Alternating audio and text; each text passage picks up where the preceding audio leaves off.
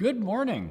Thanks for your patience. We're getting going here. It's Pastor Lars Hammar here from Lord of Grace. Welcome back to episode 11 on Dietrich Bonhoeffer's Religionless Spirituality. I had no idea how long this series was going to go, and I honestly still don't know when it will end. Every week I keep thinking I'll just go one or two more, but as I dig deep into it, my general take on this whole series has been to want to go long form and get into things in depth, probably because the concepts I think they're kind of abstract and they're deep, and I want to help explain them. And it's hard to do that quickly. So this is number 11. I do hope to be back next week, even though it is Maundy Thursday. So we're going to pick up, again, this is another letter. We're going to pick up with a whole different letter. If you're in the book, on letters and papers from prison, this would be page 361 to 362. So I'm just going to move over and we'll get started right away on reading through this. So, okay, here we go. 361, 362. I wonder whether any letters have been lost in the raids on Munich. Did you get the one with 2 poems? It was just sent off that evening, and it also contained a few introductory remarks on our theological theme. The poem about Christians and pagans contains an idea that you will recognize. Christians stand by God in his hour of grieving. That is what distinguishes Christians from pagans. Jesus asked in Gethsemane, "You could not watch me this 1 hour?" That is a reversal of what the religious man expects from God. Man is summoned to share in God's sufferings at the hands of a godless world. There we go. A lot to unpack there, right? So it just starts out essentially with this idea that needs to be, that how should I say it? It's kind of becoming his cornerstone idea, his answer to the question of, where is God in this secular world? Because, as we've talked before, science, secularism are kind of pushing God out of everyday experience, and people are living their lives in an everyday way without any reference to God or thinking about God. And so then that asks the obvious question, where is God left? And Bonhoeffer is going to take this and really dig into the idea of being forsaken, of being abandoned, and of God making us, God pushing us to live in a secular way. Well, what does that mean? So, we'll start out here. He talks about the raids on Munich. Were the poems lost? No, they weren't, and we'll look at them in a minute. The introductory remarks. So here he goes. He talks about Christians and pagans.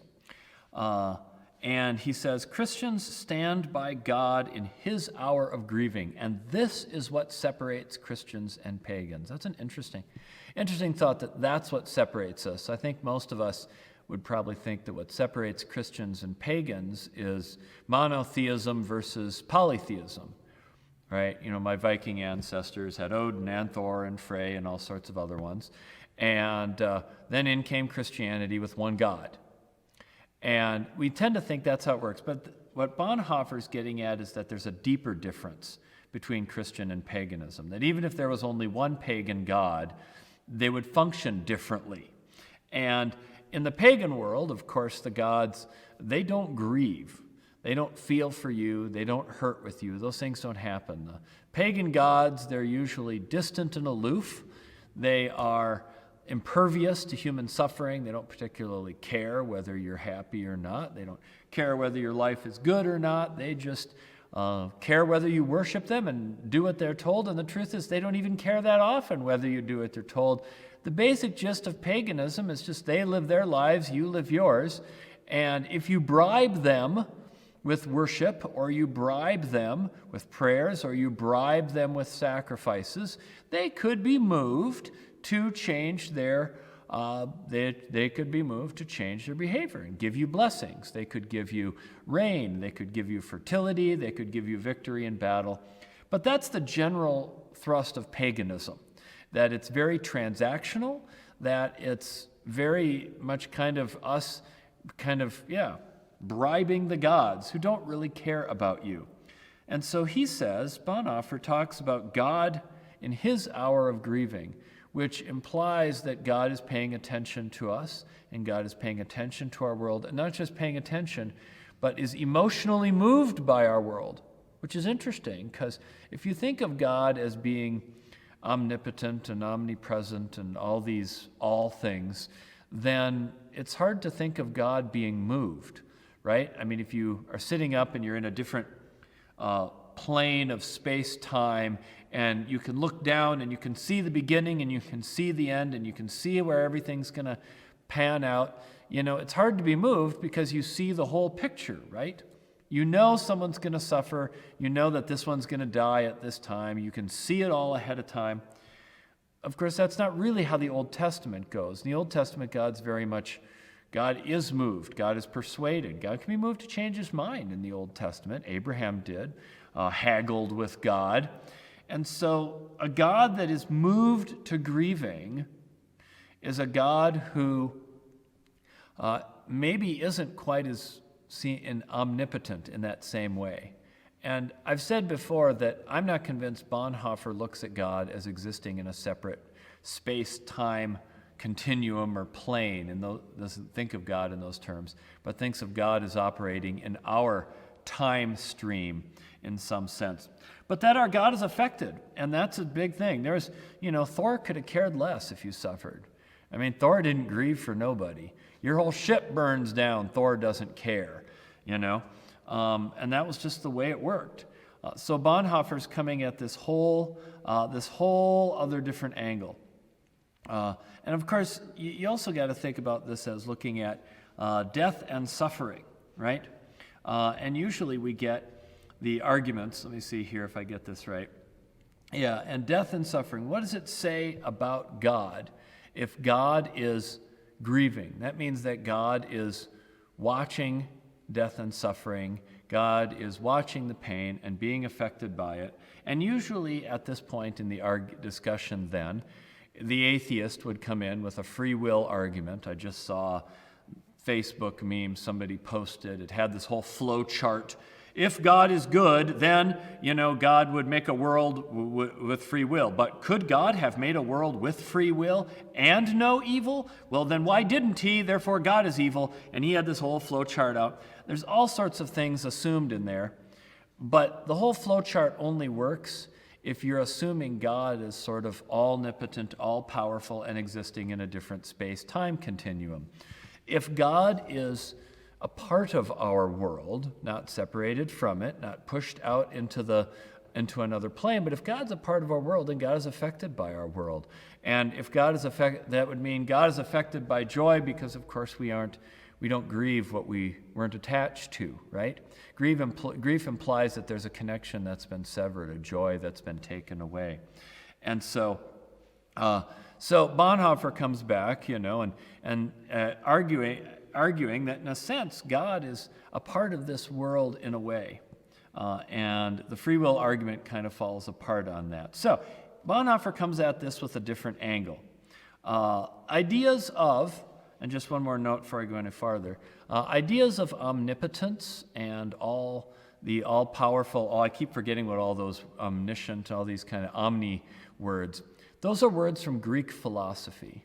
All those arguments about did God know what suffering was coming ahead of time, it's all based on that Greek philosophy, which says that something that is perfect can't change, which isn't a biblical idea.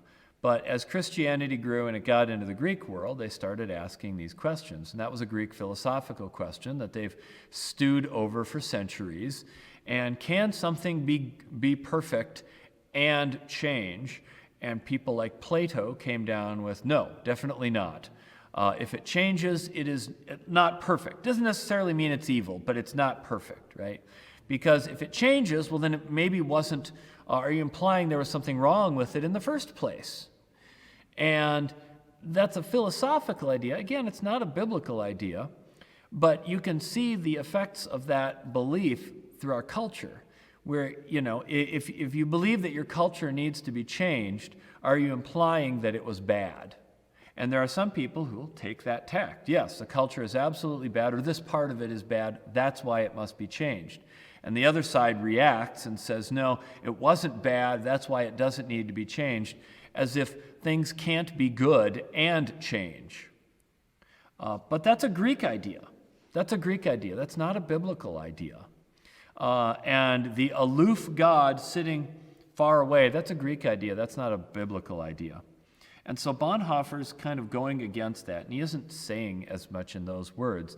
But the idea of a God who grieves necessarily implies that you have a God who isn't off and aloof and in his own world, in his own place.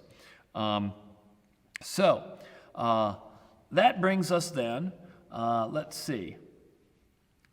see where we are. I got my notes. Let's look at the poem. Let's go and look at the poem here for a second before we get any farther. It'll be on the next slide. It's called Christians and Pagans. And he wrote this poem in a 3-part section here. We'll kind of read through chunk by chunk. I'll play my hand as an attempt at being an English major. So here we go. Men go to God when they are sore bestead. Pray to him for succor, for his peace, for bread, for mercy for them sick, sinning, or dead. All men do so, Christian and unbelieving. So that's his first stanza. We'll pick this apart stanza by stanza. Interesting what he says. Remember, this is a translation from German. It probably was worded a little differently. Having to come up with the word bested to find something that rhymes with bread. But the meaning is still there. What's he saying? All of us turn to God when we're in need. That's the basic premise of this whole first thing. People turn to God. All of us turn to God, Christians and unbelievers.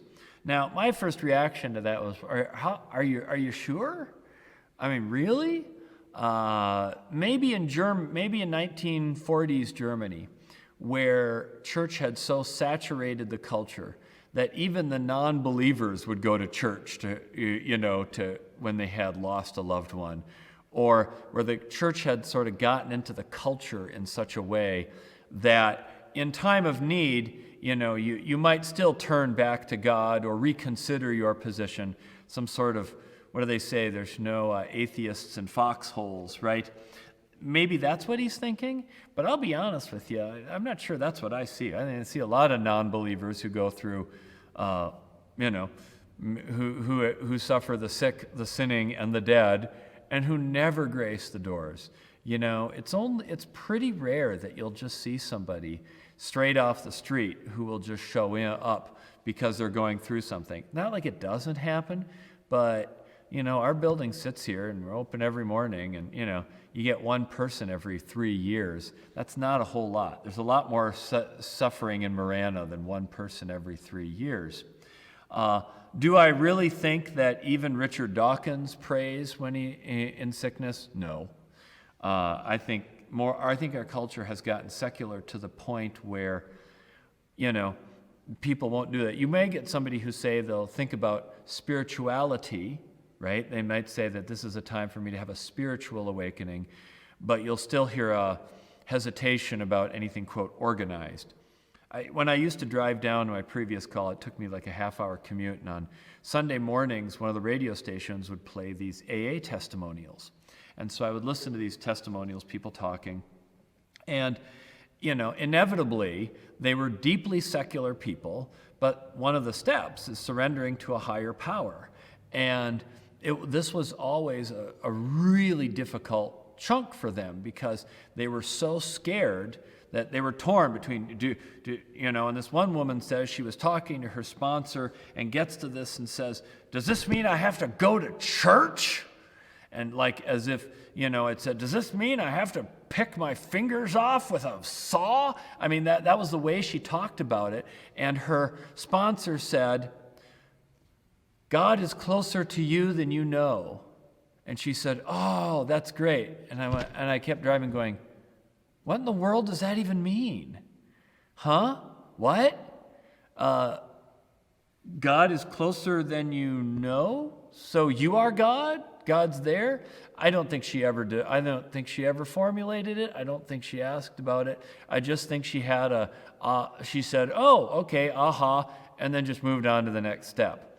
I'm just not convinced this part. But probably for where Bonhoeffer was in Germany, that probably was true. So, next stanza. Men go to God when he is sore bestead. Find him poor and scorned, without shelter or bread, whelmed under weight of the wicked, the weak, the dead. Christians stand by God in his hour of grieving.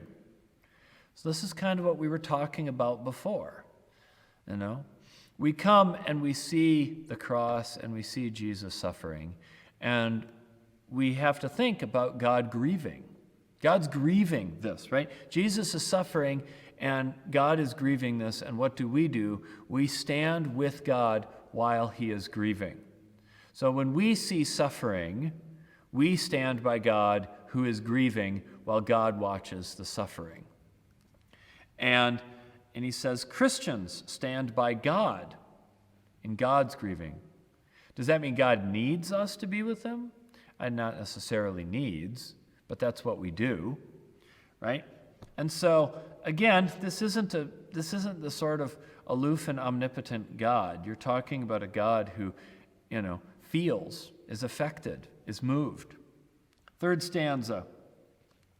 God goes to every man when sore bestead, feeds body and spirit with his bread. For Christians, pagans alike, he hangs dead, and both alike forgiving. You see how he sets this up, right? Everybody prays. Christians stand with him when he's dying. He dies for everybody, right? This is his turn. God is with us in all our struggles. God forgives all of us. And that is an important thing to remember. God dies for all of us. Not everybody wants him to, not everybody cares, but God still dies for everyone. And you notice here, there's no magical solving of problems as you read this. There's no, God fixes things. It's God sees the suffering and suffers with it. That's not a supernatural thing. Little story. There's a local church in town. It was where I'm at. There's just tons and tons of church plants that meet in elementary schools, and there's probably a lot of factors for that. Among them, the insanely high price of real estate and the large number of church plants. My neighborhood, it seems like, I think we counted, there's like 20 of them in a 5-mile radius. They're just everywhere. And one of these church plants, I saw them coming, and I saw their van, and I thought, I'll go check out their website.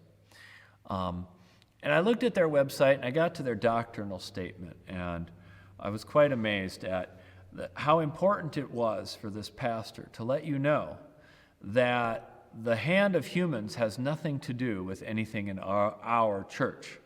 The Bible was written down, it was supernaturally inspired. Not just inspired, supernaturally inspired. And the authors were supernaturally moved to write what they did.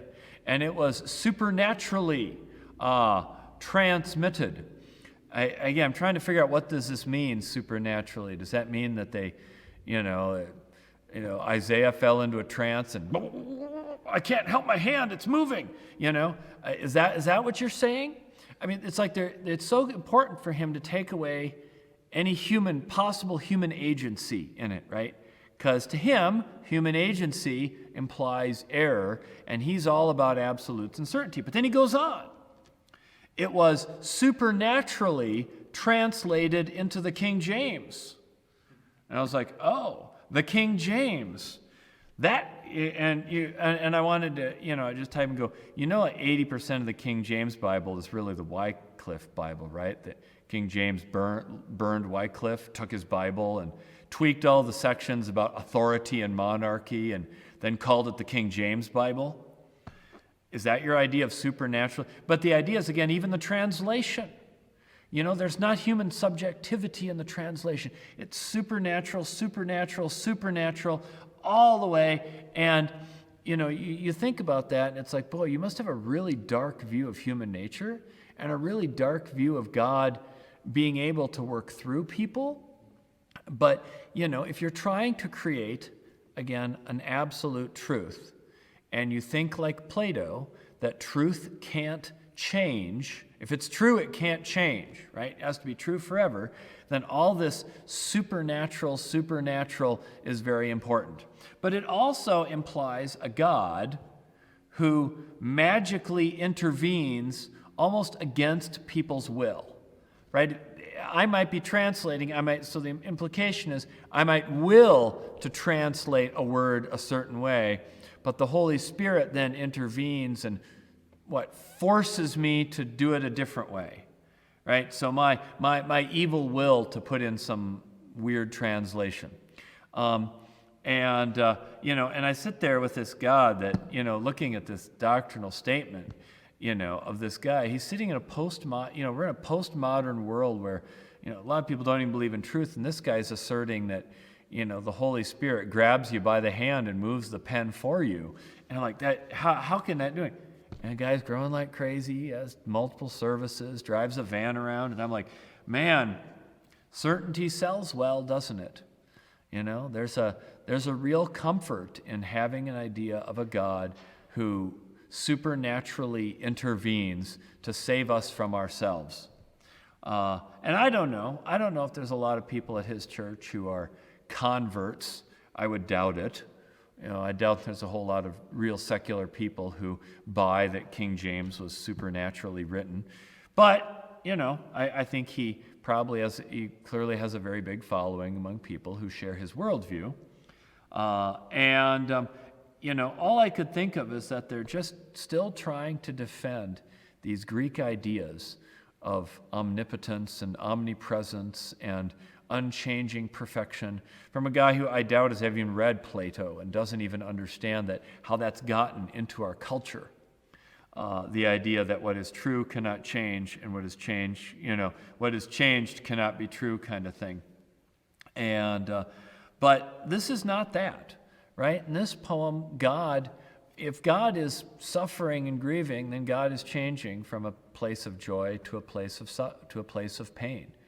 And if God changes from joy to pain, that's a change. If God is moved and affected by human beings, that means God can change within himself and change his moods and still be God.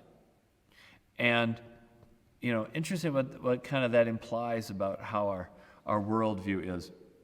So here's the question, maybe to ask yourself, and I ask it too.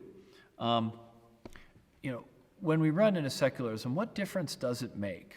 This is kind of the question we always run into. What difference does it make? If you're like Bonhoeffer and you don't believe there's a metaphysical hell, and you don't necessarily believe in an eternal punishment, and you don't believe in a God who's magically coming in and just sort of dropping blessings here or there, why bother? That seems to be the question that I run into. Why bother? What's the point?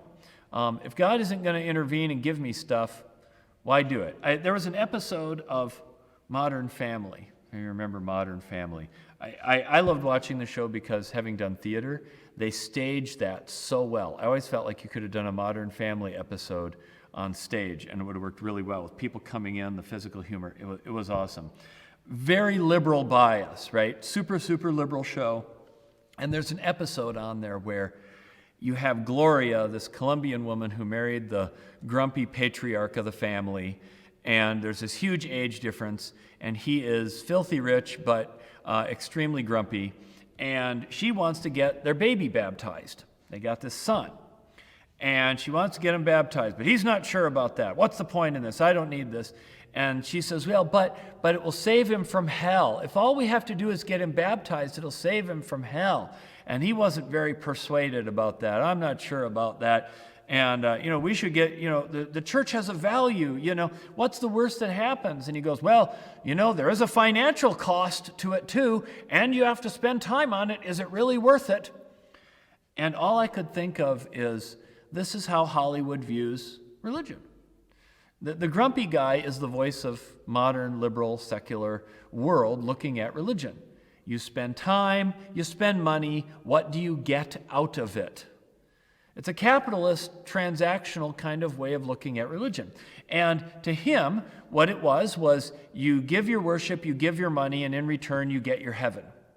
And so it was purely transactional, but he wasn't convinced as a grumpy businessman that the transaction was worth it, that it was worth the cost, that the reward was that great. And so essentially Hollywood was saying, religion is all stupid and worthless. Why bother, right? Why bother? And I'm looking at this going, well, they've reduced all of everything that the entire church teaches to get out of hell. This is you reap what you sow, right? Churches have been so obsessed with teaching about a literal hell and so obsessed with teaching about getting out of the literal hell that baptism has been reduced to sprinkle the water and you have insurance from hell. And that's it. And nothing else matters. Not your faith life, not your spirituality, nothing else matters but that. Well, why does Hollywood think that? Because a lot of churches believe that. If you take out the metaphysical hell, then what's the difference? Well, now it's a whole different thing, right? So with Bonhoeffer, we're looking at the cross, and he's essentially saying, he's taking it in a different way, and he's saying with the cross, there is no benefit. There is no benefit. There's no transaction. It's just God suffering. There's no trade. It's just injustice and suffering and death. And after that, it's grief. And that's it. The cross is not about getting you something, which is kind of a radical idea in a way, And would you still follow Jesus if you knew that there was no, dispensing of sort of gifts? If suffering and hurting together with others was the whole point of Christianity and that was all we did, would you be okay with that? Would you still follow? Would you do it just so that you could grieve with others? I've had to think about that question, What benefits do I get for myself when I grieve the loss of a loved one? Or I grieve with someone who lost a loved one. What benefits do I get out of it? Not really anything. I mean, if you think about it, it's a lot of time. It's a big time investment. It's a lot of listening. It's a lot of investing yourself in someone's pain. It's a lot of emotional pain and emotional load that you bear with somebody. It's time you could be doing something else. What do you get out of grieving with someone?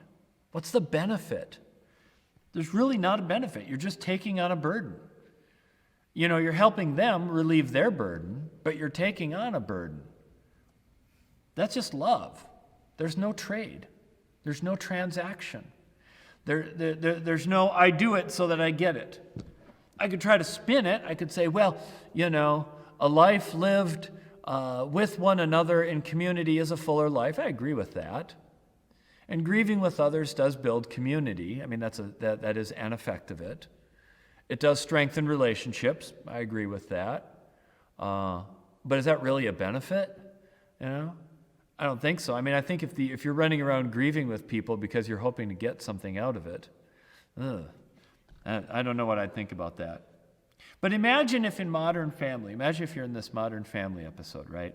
And grumpy dad is saying, what's the point of church? It's not worth it. Why do you do it? And she said, it's very important for me to raise my family in the church so that we can embrace the sufferings of others in love.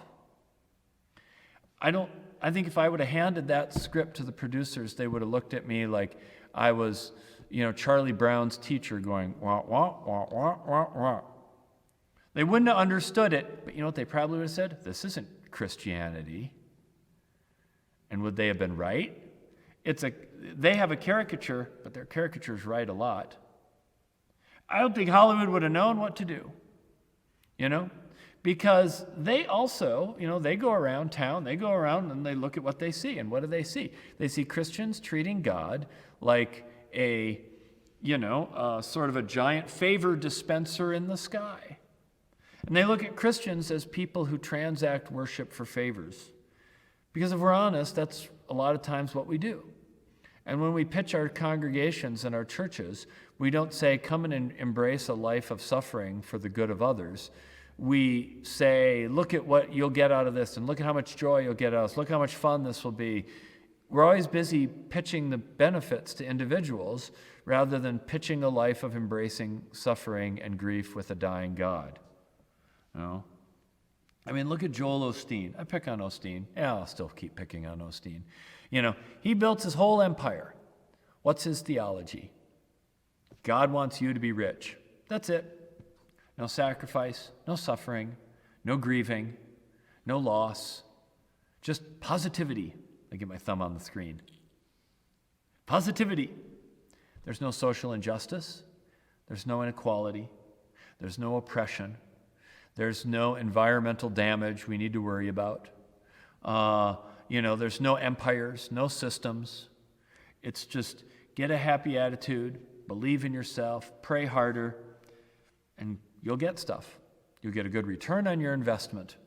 Now, studies have shown that people who follow prosperity gospels do not make more money than people who don't follow prosperity gospels.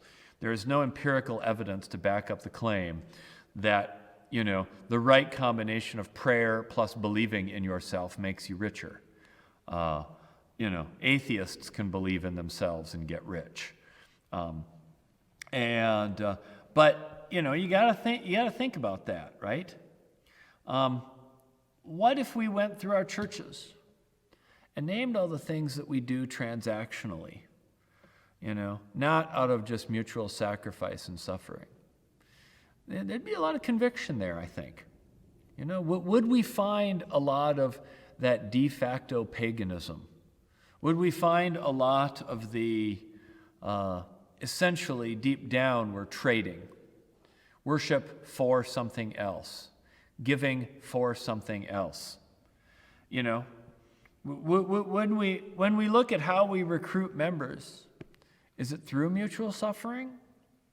Or is there somehow transaction involved in it? I'll care for you if you give me donations.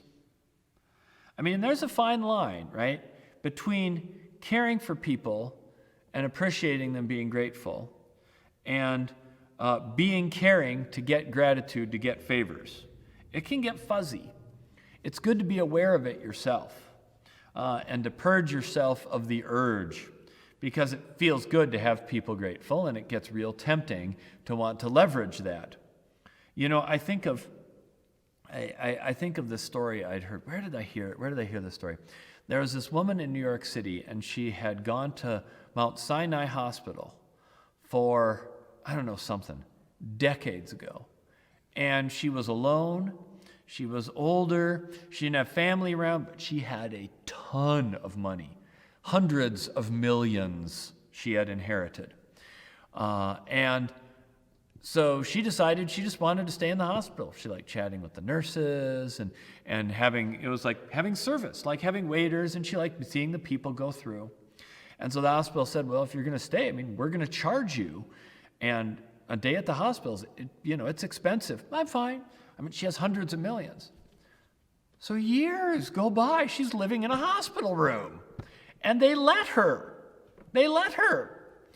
Apparently they had enough beds, they weren't worried. But she also had hundreds of millions of dollars. So the CEO of the company, the hospital, goes down and regularly makes personal visits. How are you doing? How you feeling okay? How's day been? How many patients at Mount Sinai Hospital do you think get personalized visits from the CEO? I would guess very few. And that's probably okay. He's got a lot of work to do. There are other people who can do visits, chaplains, doctors, etc., etc. Why is he visiting that person?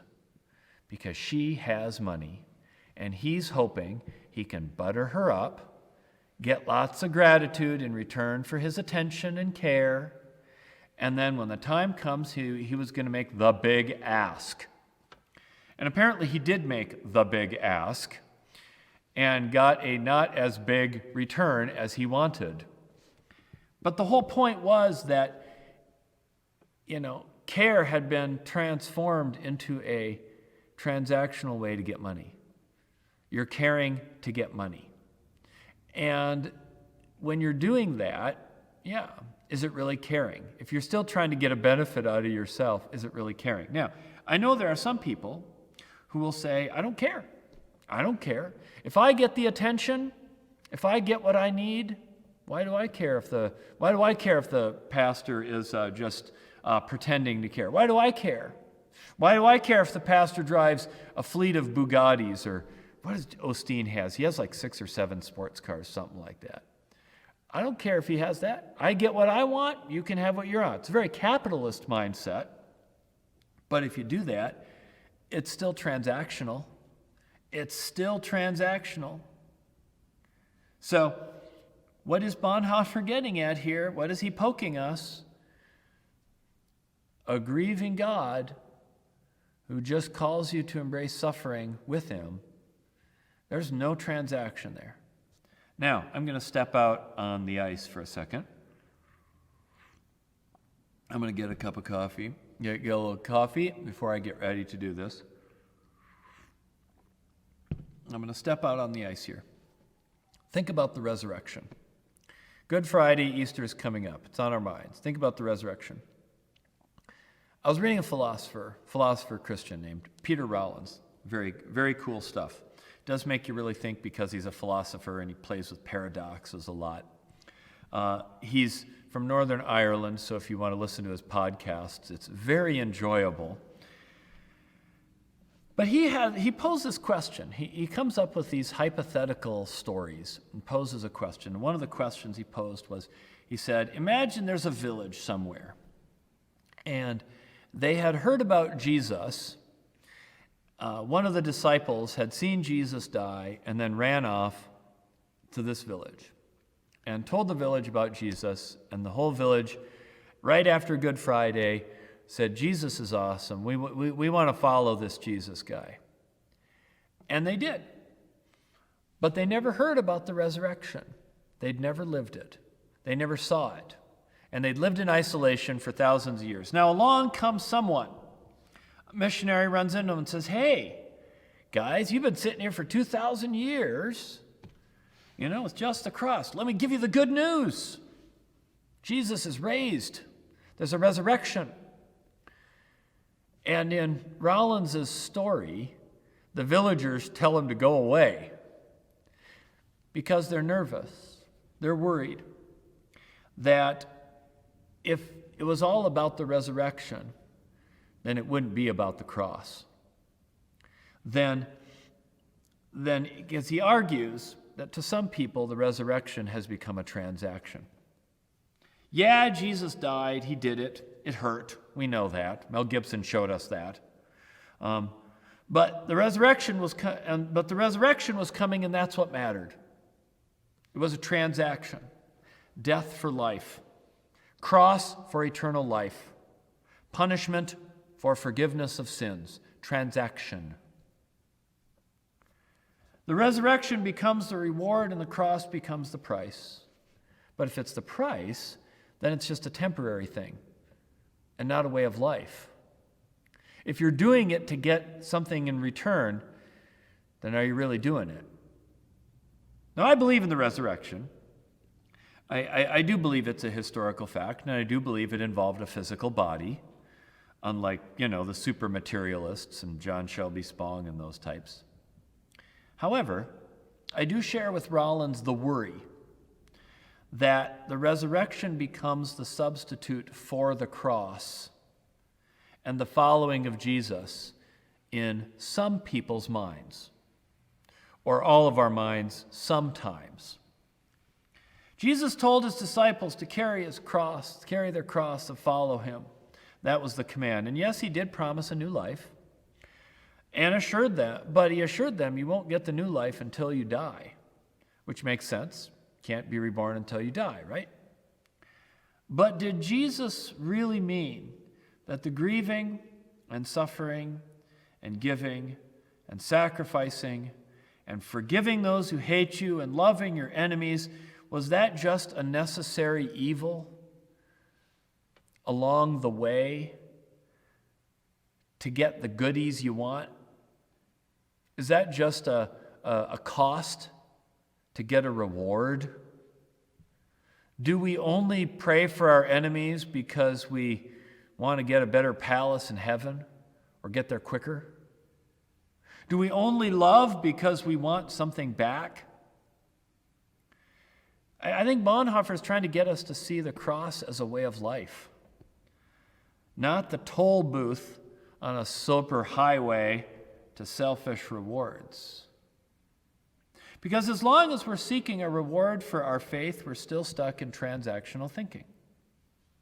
We're still stuck with paganism, with doing something to get something.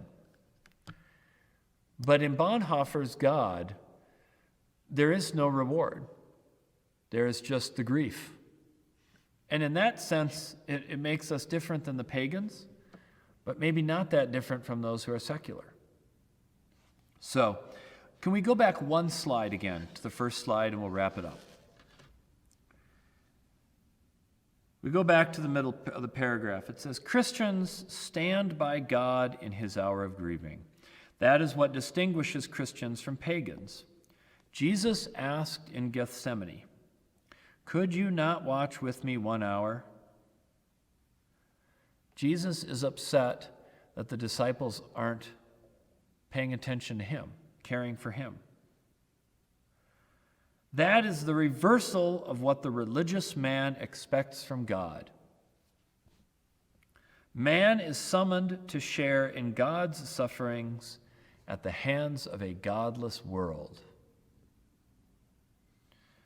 So it's not about supernaturalism. It's not about rewards. It's about embracing the suffering of a suffering God. And there we go. Bonhoeffer continues his thoughts. We'll continue next week. I didn't want to go any farther along with that this week, so we'll get into the next paragraph. As always, thanks for tuning in, and leave any questions you have for me. Otherwise, I will be back on Maundy Thursday.